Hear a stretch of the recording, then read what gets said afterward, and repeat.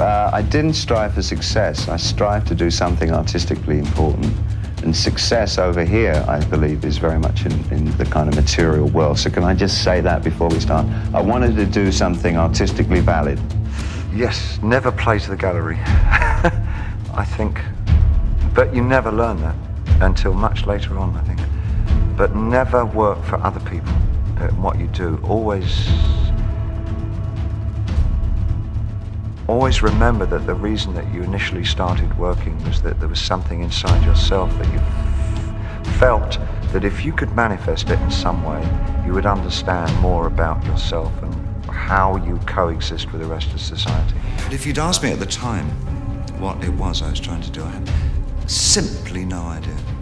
All I knew it was, and I sound like a parrot saying this, but it's true, and this otherness. This other world, an alternative reality, one that I really wanted to embrace. I wanted anything but the place that I came from.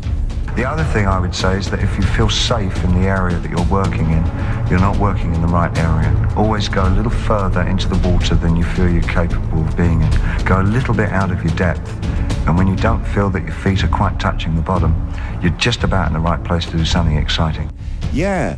That person's doing what I really like to do, and that's what could happen. That's what I can do with what I've got, and that's so that kind of influence. I'm proud to, if I have been influential on people that in that way, that's really good, because there's a certain kind of regret that when you haven't been adventurous with your ideas, there's when you get into a later life and you haven't even tried to do some of the things that you really wanted to do, and you can look back and say, damn, if only I'd had a go at that, things might have been different, or I would at least know if I could do it or not.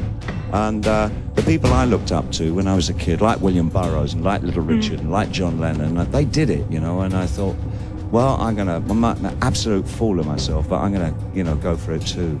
In America, they're so keen for you not to have a bad experience. They spend half their lives trying to avoid bad things happening to them.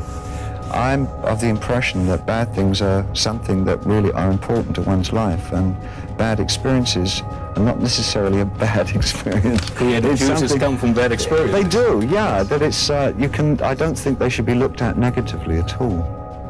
It's going to affect me, whether I like it or not. I'm going to be pained by the people that don't like it, and I'm going to be bolstered by people who do like it. What it won't do is change the way that I work, which is probably the most important thing. As I get older, I get more and more selfish about what it is that I want to do that I find satisfying. And it's definitely how one should spend one's life. All my life, I've been so eclectic all my life. I've been admiring of so many different people and so many different things that they've done, that it almost feels that I feel that I owe so many, people for the way that I think and do things. I guess anybody who's had the integrity to kind of always work outside of the system has always appealed to me. But as we were doing new things when we first started, we should also continue to do new things now. So I think the difference that most artists have, the ones that I come across, we tend to think our opinions are a lot more important than other people's in some way. That often we feel as though we have the key to something. I don't think that we do at all. I just think we dwell on it more. We tend to look at the world as some usable substance more than a non-artist would. I think for many people, just getting through life is enough. That's a big enough task, let alone having to look at the world and the universe and say, now, if I had my way...